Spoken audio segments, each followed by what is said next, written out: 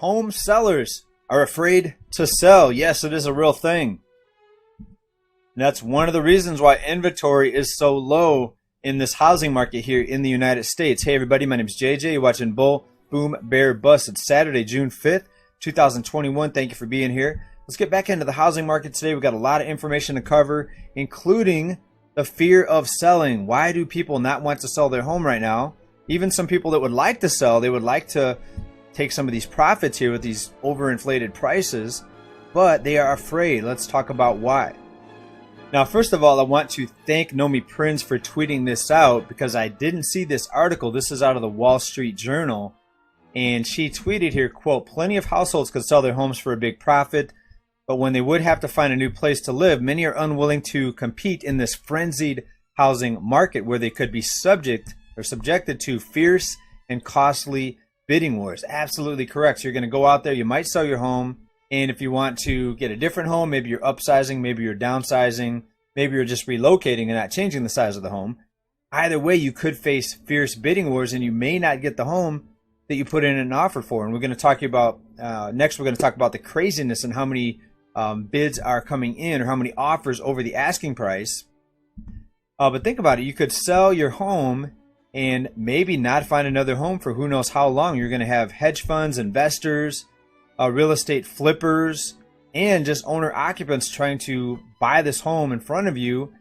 Why? Because of the frenzy caused by the fractional reserve lending. Of course, we all know that. Right? And many other factors. We had the big spike in demand with the work at home where offices were closing and people relocated to lower priced areas. So we had a huge demand surge and people relocating during that time with the Great Sickness being rolled out. Also, we had a lot of extreme things happening in many of the major U.S. cities. Another reason people wanted to relocate and get out of the cities. Also, a lot of people wanted to get away from possibly infected people and get more out into the country and less crowded areas. Mortgage rates that consistently get lower and lower and lower. We're still near 50-year lows. And finally, behind the scenes, we have the money printers promising never-ending rescue programs and liquidity for the banks no matter how bad things get. So, of course, that's going to create more demand with endless amounts of money being loaned out to potential home buyers. And also you have to factor in we have no restrictions on corporations buying homes, right? There's no laws against it, so there's no restrictions. So technically you could have a multi-billion-dollar company come in and buy half of the homes in the United States if they were ever capable of doing that. Now, I don't think one company is ever going to have that type of capability, but we do see home ownership dropping now with more non-owners or non-occupants buying homes. All right, and people say that's crazy, that'll never happen, but we've already seen multi-billionaires come in and buy thousands and thousands of acres of farmland. And what's to stop them from coming in and buying homes out from everybody? All right, and there really should be a law against these corporations and hedge funds coming in and buying up these properties, but let's talk about more of the reasons here behind people's fear. Recent article here out of Redfin, the housing market update. Over half of homes are selling above list price, and that's up from 1 in 4 homes just 1 year ago. So 1 in every 2 homes sold is now being sold for above the list price. Here's a chart right here that breaks down the insanity. 2021 is in the red line right here, and we can see its heads and tails above 2020. Now, some people will say, oh, the economy's doing good and everybody's so rich that's why home prices are going up. Well, if home prices are going up because everybody's so rich, why is mortgage debt also going up, continuing into new all-time high territories?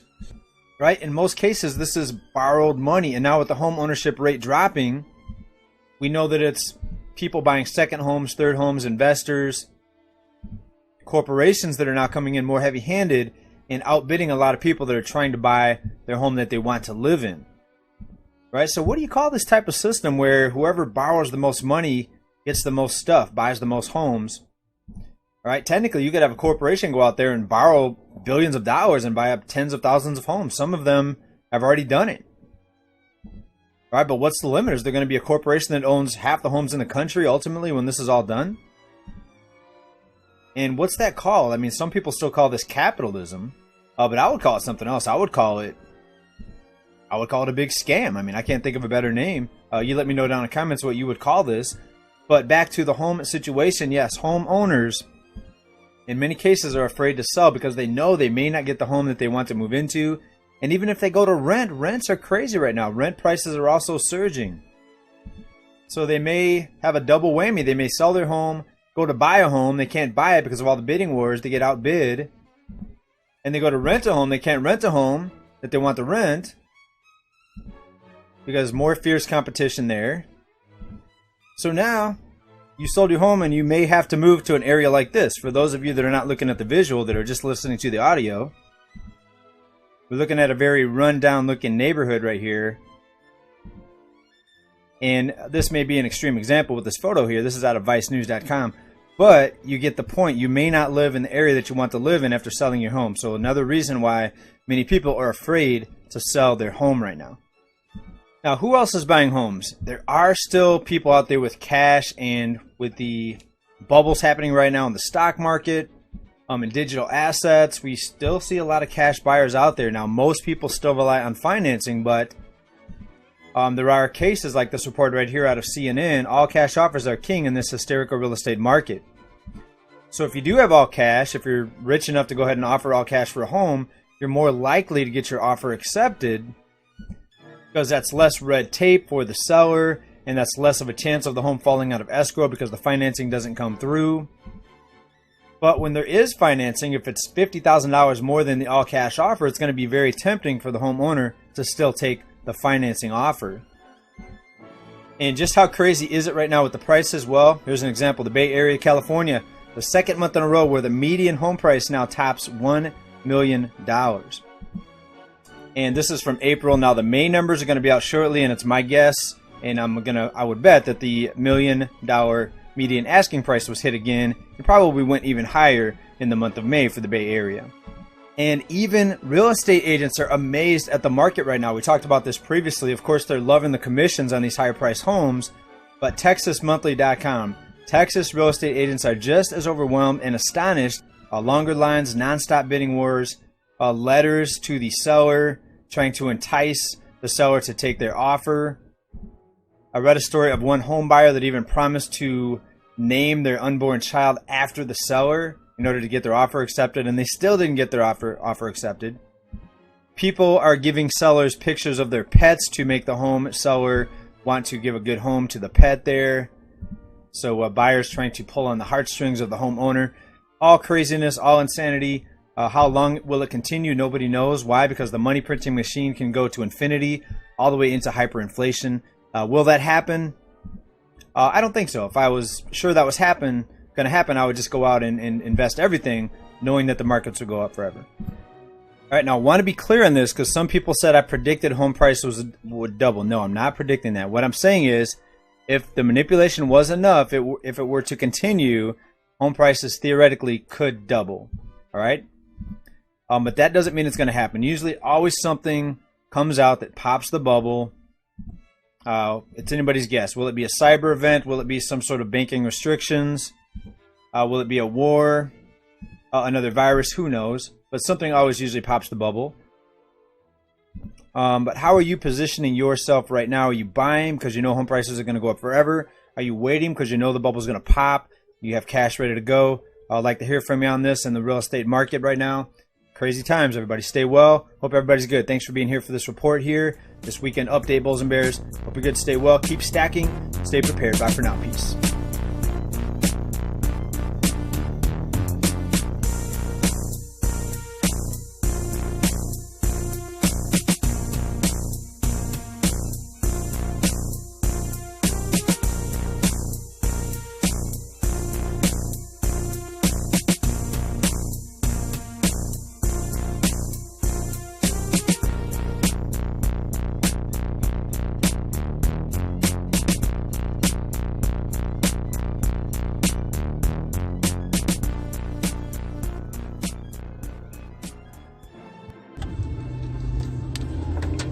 Shalom. I want to give all praises and honor and glory to Yahweh, Bahashem, Yahweh Shai, Bahashem, Rakah Kodash. Double honors to the apostles, double honors to the elders of Great Millstone. Salutations to you, Akim, that are teaching the truth and sincerity across the four corners of the earth. This lesson is going into a clip that I have. It's going into how the sellers are mourning. Basically, the whole gist or the whole point of the video.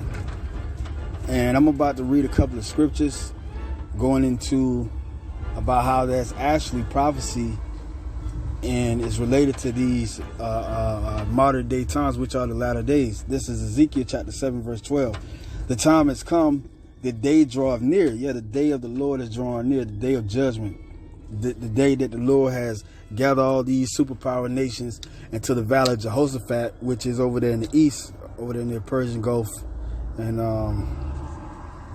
over there east of the Red Sea. It's war brewing up. And as you can see, Israeli and Palestine or Palestinians, they're fighting, for the land over there.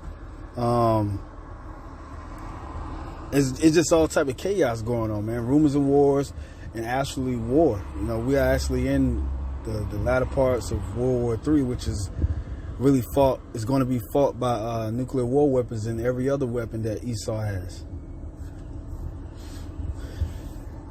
And also, the famine amongst the food and a famine of the word is about to come.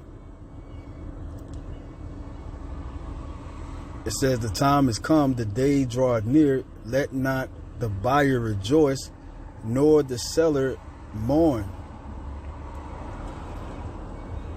For wrath is upon all the multitude thereof.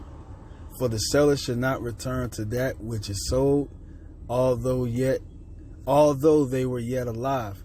For the vision is touching the whole multitude thereof. Yeah, everything ain't going back to normal, man. The sellers ain't reaping what they reap.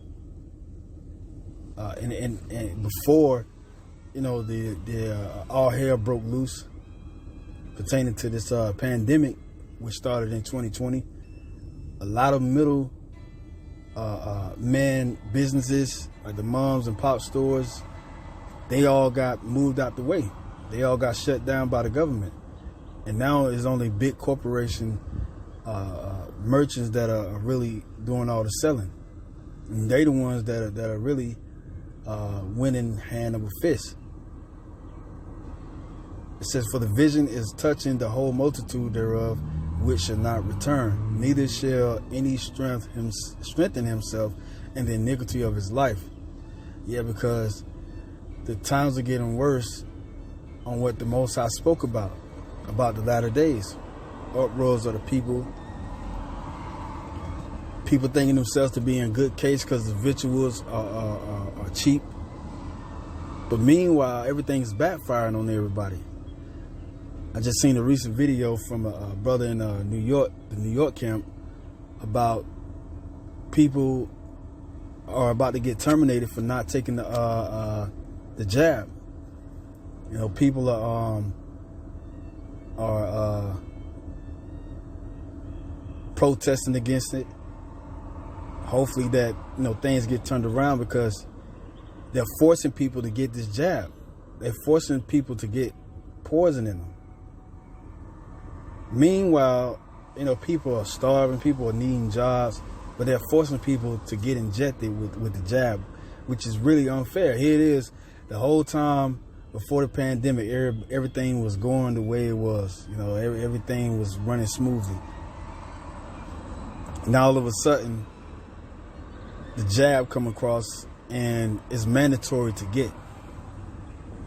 They go to show you that the Most High is hastening the day for the elect to be saved, because if we stay in this society, which is America, and elsewhere any much longer, then we will all be destroyed. And it says right here, they have blown the trumpet even to make all ready, but none goeth to the battle, for my wrath is upon all the multitude thereof. The sword is without, and the pestilence and the famine within. Yeah, that's what's happening right now. Man-made food famines, and also famine, really just man-made famines, because, the food is still growing, but in certain places it's a drought too.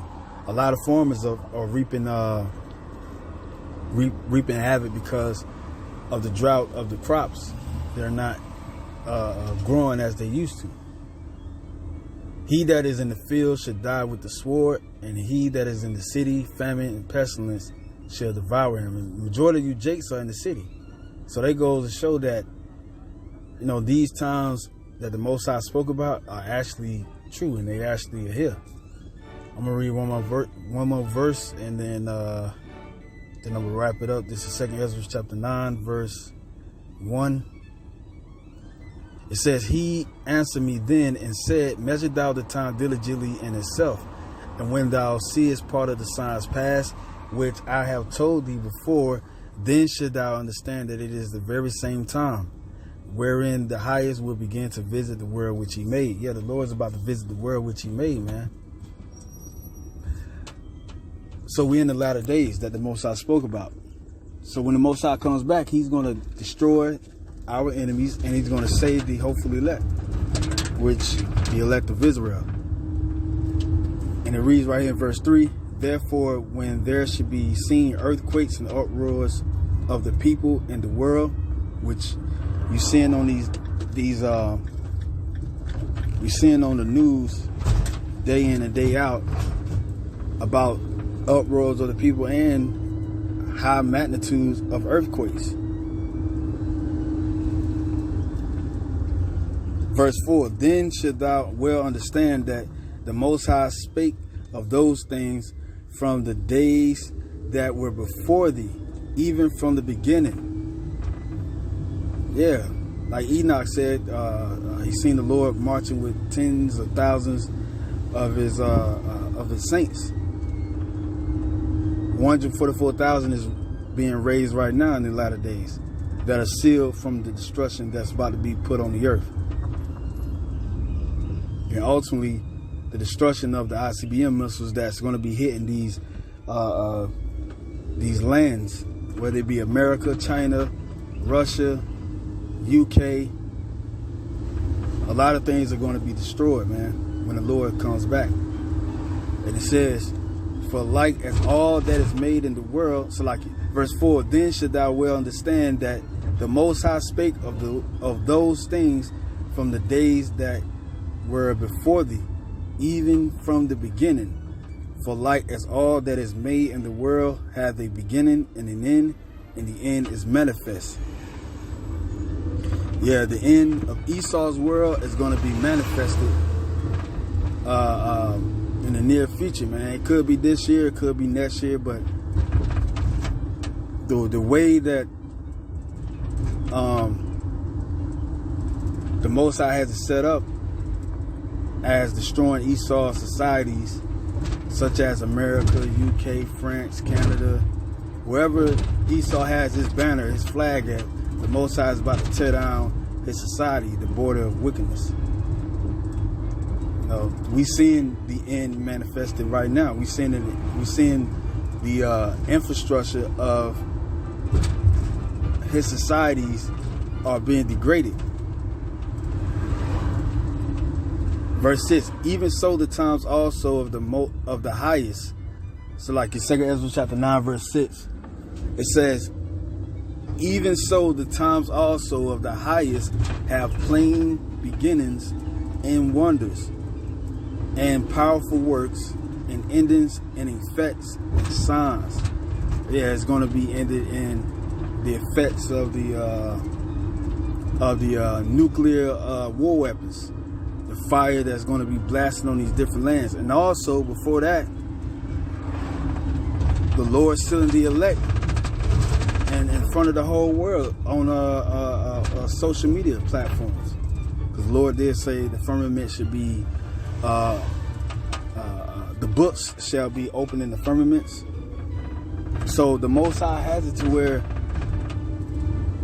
these effects, these ending effects and signs and wonders and powerful works are shown. Brothers going to have spiritual powers, healing, destroying. How should, like it says in Deuteronomy chapter 32, verse 29, it says, How should one chase 1,000? And that one is the elect, is the saint that's going to chase 1,000 people, and they can have guns and everything. Brothers going to be flying with spiritual powers. And to the Lord tell us to come up hither to him. Because the Most High did say that Israel should be a battle axe in his hand. Jeremiah chapter 16, verse 16. Just like Esau. Esau is the axe that is boasting against the Most High and his children. That the Most High set up to be an axe of the world. But the Most High is about to crush that hammer, which is hammering the whole world with his wickedness, which is Esau. So we're living in these latter times, man, and it's manifested, and the Most High is about to reign supreme again in the world. Verse 7. And everyone that shall be saved and shall be able to escape by his works and by faith whereby ye have believed. See, that's the saints. Ezekiel chapter 9, verse 4. Set a mark upon the men's of the foreheads that cry and sigh for all the abominable works that be done therein. You know, we're crying and sighing on the highways and byways, in our minds, spiritually, praying, on the internet. You know, when Israelites click on our videos, they see the teachings of the apostles, the elders, and brothers on down, breaking down the scriptures. Because all these lessons of videos is a cry inside about the abominable works that be in. We're not in our rightful place. We're not free. We're prisoners of war. We're constantly going through hell, day in and day out. We suffer from the curses, this wicked, sinful flesh. So the Most High hears these things, man, and the Most High is going to seal us. I'm going to read one more scripture. Verse 8. Verse 7. And everyone that shall be saved and shall be able to escape by his works and by faith whereby ye have believed shall be preserved from the said perils, and shall see my salvation in my land and within my borders, for I have sanctified them for me from the beginning. So the elect is already sealed from the beginning, before everything was created. So how much more in these peril times that are before us? The Most High has already sealed the elect. And the elect are going to come back in their lot. They're going to come out to the highways and byways preaching the word. They're going to wake up to the teachings of the word. They're going to rehearse the righteous acts, like it says in Judges chapter 5, verse 11. So the elect is good, man. It's just a matter of time of the elect knowing who they are when everything comes crashing down, when the smoke clears, when shit hit the fan. Then shall it be known who are my chosen. So with that, I'm going to give all praise and honor and glory to Yahweh Shem Shai, Kwam the elect, Shalom.